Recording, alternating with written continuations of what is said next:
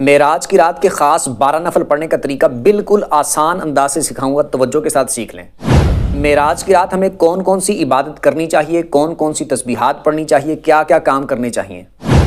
معراج 27 رجب کو ہی ہے، اس کی کیا دلیل ہے اور ہمیں کیسے پتا کہ یہ 27 تاریخ کو ہی ہے؟ کیا اس پر کوئی حدیث موجود ہے یا کوئی قرآن کی آیت ہے؟ السلام علیکم، امید ہے آپ سب خیریت سے ہوں گے اور آپ کو یہ بھی پتہ چل گیا ہوگا کہ اس ویڈیو کے اندر ہم معراج کے بارے میں 27 رجب کے بارے میں ہم انشاءاللہ کچھ باتیں سیکھیں گے۔ سب سے پہلے تو آپ طریقہ سیکھ لیں کہ 12 رکعت نفل کس طرح ادا کرنے ہیں اور کیا کیا پڑھنا ہے، اور پھر اس کے بعد دوسری بات یہ کہ کون کون سی عبادت کرنی چاہیے، پھر اس کے بعد انشاءاللہ تاریخ پر اور 27 رجب واقعی ہے یا نہیں ہے اس پر بات کریں گے انشاءاللہ۔ پہلی بات یہ ہے کہ ہم نے اس رات جو عبادات کرنی ہوتی ہیں تو وہ اپنی مرضی سے آپ جو عبادات کرنا چاہیں وہ کر سکتے ہیں، اس کی میں ڈیٹیل آگے بتاتا ہوں۔ پہلے یہ 12 رکعت نفل پڑھنے کا طریقہ توجہ کے ساتھ سمجھ لیں۔ 12 رکعت نفل ہم نے اس طرح ادا کرنی ہے کہ پہلے سب سے آپ نے نیت کر لینی ہے، مرد و عورت دونوں کے لیے سیم طریقہ ہے۔ سب سے پہلے آپ نے نیت کر لینی ہے 12 رکعت نفل اللہ کی رضا کے لیے، مطلقاً نیت کر لی، دل میں آپ کے ارادہ ہو، زبان سے آپ اس طرح دہرانا چاہیں تو آپ دہرا سکتے ہیں۔ اس کے بعد آپ نے اللہ اکبر کہہ کے ہاتھوں کو باندھ لینے، عورتوں نے عورتوں والی جگہ پہ باندھ لینا ہے سینے کے درمیان میں، اور مردوں نے مردوں والی جگہ پہ ہاتھوں کو باندھ لینا۔ ہاتھ باندھنے کے بعد سب سے پہلے آپ نے پڑھنی ہے سبحانک اللہ۔ سبحانک اللہ پڑھنے کے بعد آپ نے اعوذ باللہ من الشیطان الرجیم بسم اللہ الرحمن الرحیم پڑھنی ہے، اور پھر آپ نے الحمدللہ پڑھنی ہے۔ الحمدللہ پڑھنے کے بعد پھر آپ نے بسم اللہ پڑھنی ہے، اور بسم اللہ پڑھنے کے بعد پھر آپ نے قل هو اللہ پڑھنی ہے۔ قل هو اللہ آپ پڑھ لیں، اس کے بعد پھر آپ نے رکوع اور سجدے کر کے ایک رکعت کر لینی۔ اس کے بعد آپ نے دوسری رکعت کے لیے کھڑے ہونا ہے، تو دوسری رکعت کے سٹارٹ میں آپ نے پڑھنی ہے اعوذ باللہ من الشیطان الرجیم بسم اللہ الرحمن الرحیم، اور پھر آپ نے الحمدللہ پڑھنی ہے۔ اس کے بعد پھر آپ بسم اللہ پڑھ لیں، اور بسم اللہ پڑھ کے پھر آپ قل هو اللہ پڑھ لیں۔ اس کے بعد رکوع اور سجدے کر کے آپ نے التحیات پہ بیٹھ جانا ہے۔ التحیات پڑھ لیں، اس کے بعد التحیات پڑھنے کے بعد اگر آپ آگے پڑھنا چاہیں تو بہتر ہے آپ آگے پڑھ لیں، التحیات پڑھ کے پھر درود بھی پڑھ لیں اور پھر دعا بھی پڑھ لیں، بہتر ہے یہ صرف التحیات تک پڑھ لیں تب بھی ٹھیک ہے، اینڈ تک پڑھ لیں یہ زیادہ بہتر ہے، صرف سلام نہ پھریں لیکن پڑھ اینڈ تک لیں، اور اس کے بعد پھر آپ تیسری رکعت کے لیے کھڑے ہو جائیں، ٹھیک ہے۔ تیسری کے لیے کھڑے ہوں تو دوبارہ سے پھر آپ سبحانک اللہ پڑھ لیں، یہ بہتر ہے، اگر کسی نے نہ پڑھی تب بھی کوئی مسئلہ نہیں ہے، تیسری میں پھر سبحانک اللہ پڑھ لیں۔ اس کے بعد پھر اعوذ باللہ من الشیطان الرجیم بسم اللہ الرحمن الرحیم پڑھ لیں، اور اس کے بعد پھر آپ الحمدللہ پڑھ لیں۔ اس کے بعد پھر بسم اللہ پڑھنے کے بعد پھر آپ قل هو اللہ پڑھ لیں، رکوع اور سجدے کر کے 3 رکعتیں۔ اس کے بعد آپ چوتھی رکعت کے لیے کھڑے ہوں، اور چوتھی رکعت میں پھر آپ دوبارہ سے اعوذ باللہ من الشیطان الرجیم بسم اللہ الرحمن الرحیم پڑھ لیں، پھر الحمدللہ پڑھ لیں، اس کے بعد بسم اللہ پڑھ لیں، اور بسم اللہ پڑھنے کے بعد پھر آپ قل هو اللہ پڑھ لیں، ٹھیک ہے۔ اس کے بعد رکوع اور سجدے کر کے پھر آپ التحیات پہ بیٹھ جائیں۔ اب التحیات پڑھنے کے بعد آپ بہتر یہ ہے درود پاک بھی پڑھ لیں اور دعا بھی پڑھ لیں، صرف سلام نہ پھرے، اینڈ تک پڑھ لیں۔ اس کے بعد پھر آپ اگلی رکعت کے لیے کھڑے ہو جائیں۔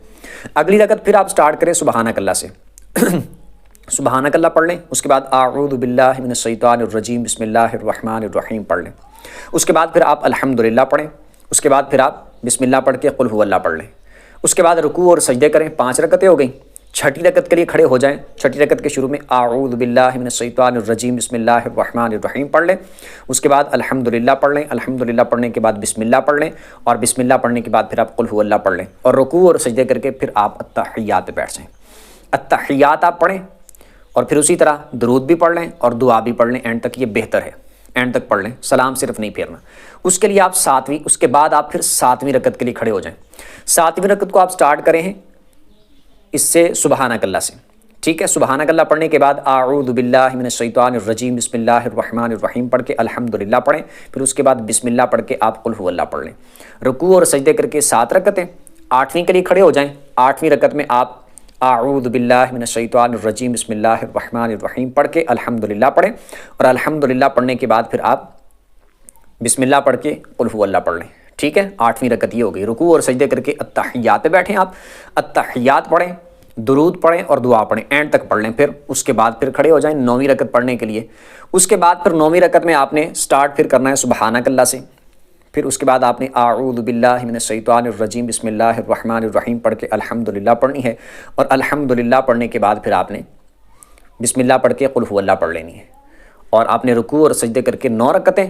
10ویں کے لیے آپ نے کھڑے ہو جانا، 10ویں آپ نے سٹارٹ کرنی ہے اعوذ باللہ من الشیطان الرجیم بسم اللہ الرحمن الرحیم سے، پھر اس کے بعد الحمدللہ پڑھیں، اس کے بعد پھر آپ بسم اللہ پڑھ کے قل هو اللہ پڑھیں، رکوع سجدے کر کے التحیات پہ بیٹھ جائیں، یہ 10ویں رکعت ہے۔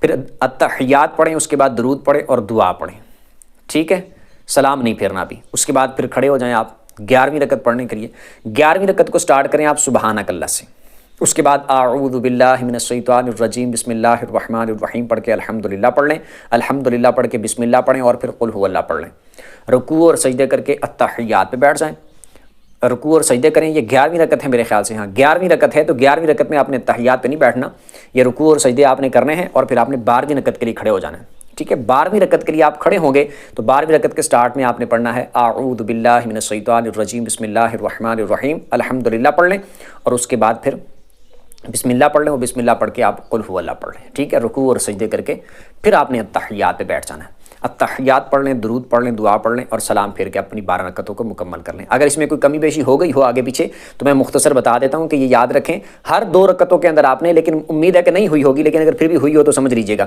کہ ہر رکعت کے آپ نے سٹارٹ کے اندر الحمدللہ تو لازمی طور پر پڑھنی ہے، اور سورت بھی ہر رکعت میں آپ نے لازمی ملانی ہے، لیکن پہلی رکعت کے اندر سبحانک اللہ پڑھیں بہتر ہے، تیسری کے اندر پڑھیں سبحانک اللہ، 5ویں کے اندر سبحانک اللہ پڑھنی ہے، 7ویں کے اندر، 9ویں کے اندر، 11ویں کے اندر، ٹھیک ہے۔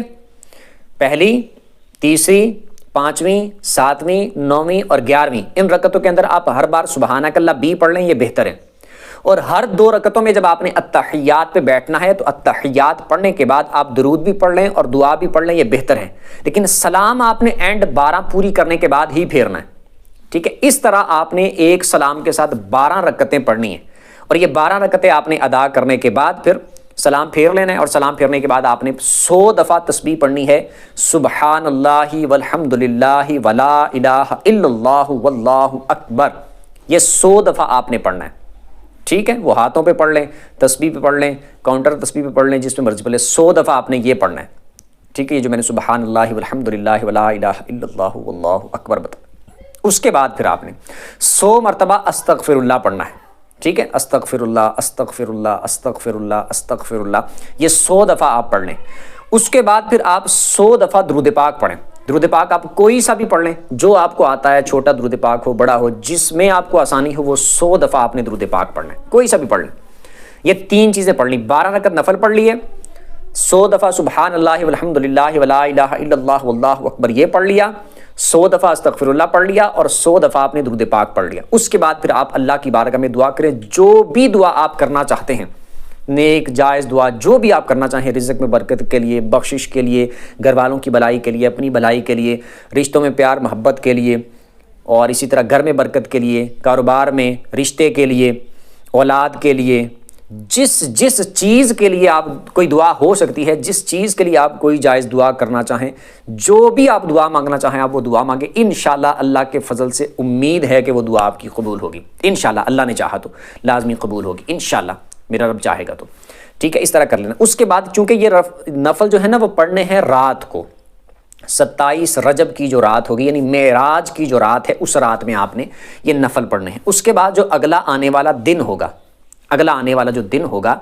یعنی 27 رجب کا جو دن ہوگا، کیونکہ رات پہلے آتی ہے اسلامی اعتبار سے اور دن اگلا ہوگا، اس دن پھر آپ روزہ رکھ لیں ثواب کی نیت سے۔ اس کی نیت بھی آپ اس طرح کر لیں کہ اللہ کی رضا کے لیے نفلی روزہ رکھنا ہے، دل میں آپ کا ارادہ ہو اور وہ روزہ رکھ لیں اور روزے کو مکمل کریں، انشاءاللہ اللہ کے فضل سے بہت ثواب ملے گا۔ اور جیسے کہ شعب الایمان کی ایک روایت ہے، اس میں موجود ہے کہ جو بندہ معراج کی رات میں عبادت کرے تو اس کو 100 سال کی نیکیوں کا اللہ پاک ثواب عطا فرماتا ہے، ٹھیک ہے۔ تو اگر عبادت آپ کریں گے، یہ جو میں نے نفل جس طرح بتایا اور جو تسبیحات پڑھنے کے لیے بتائیں، تو یہ بھی آپ پڑھ سکتے ہیں، اور اس کے علاوہ اگر آپ کوئی بھی اپنی طرف سے اور تسبیح پڑھنا چاہیں، کوئی بھی تسبیح آپ پڑھ سکتے ہیں، سبحان اللہ، الحمدللہ، اللہ اکبر، لا الہ الا اللہ، کلمہ پڑھ سکتے ہیں، درود پاک پڑھ سکتے ہیں، قرآن کی تلاوت کر سکتے ہیں۔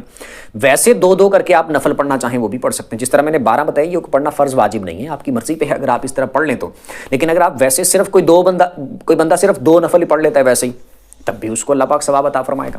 ویسے ہی صرف کلمہ پڑھ لیتا ہے، ویسے ہی درود پاک صرف پڑھ لیتا ہے اور تھوڑی بار پڑھ لیتا ہے، بالفرض 1 بار ہی پڑھ لیتا ہے، تب بھی اللہ پاک اس کو ثواب عطا فرمائے گا، ٹھیک ہے۔ تو اس کے پڑھنے کے حساب سے اس کو ثواب ملے گا، اگر جتنا پڑھے گا اسی حساب سے اس کو اللہ پاک ثواب عطا فرمائے گا۔ ایک بات یہ ہو گئی۔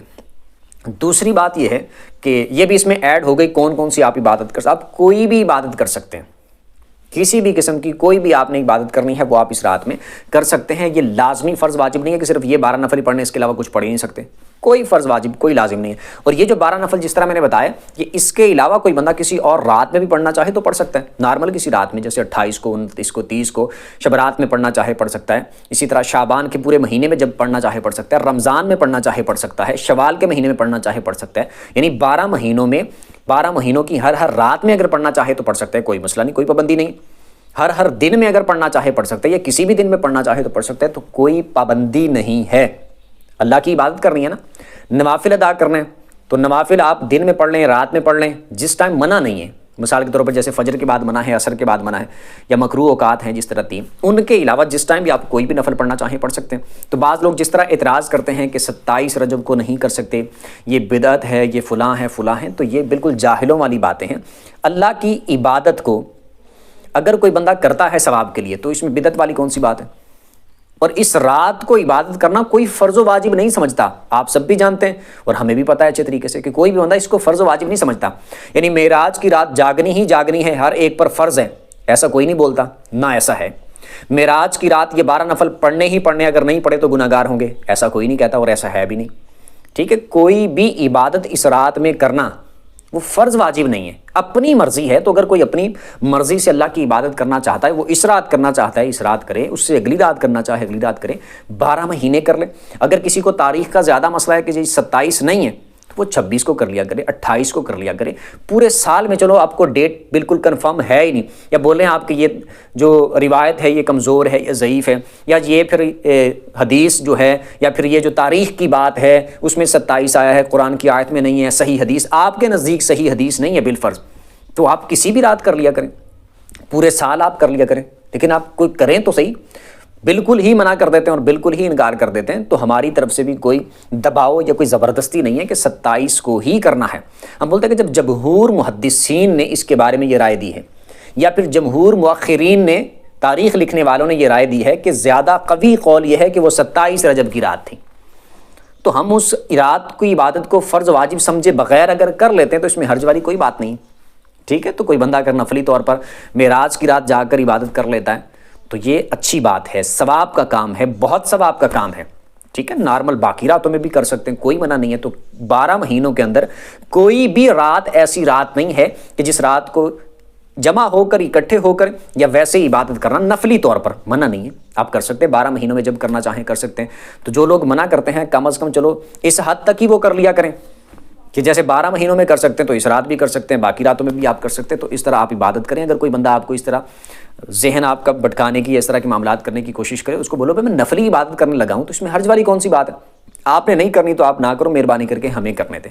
ठीक है, उम्मीद करता हूँ कुछ ना कुछ बातें समझ आ गई होंगी। फिर भी इसमें से अगर आपको कोई बात समझ ना आई हो तो कमेंट पे अपना सवाल पूछ सकते हैं। वीडियो जिसको अच्छी लगी वीडियो को लाइक कर दें, चैनल को सब्सक्राइब कर दें, बेल आइकन पर प्रेस कर दें, ताकि जो भी दीनी मसाइल पर वीडियो अपलोड उसका नोटिफिकेशन आपको मिल जाया करे। अगली वीडियो तक के लिए इजाज़त दीजिए। अल्लाह हाफिज़।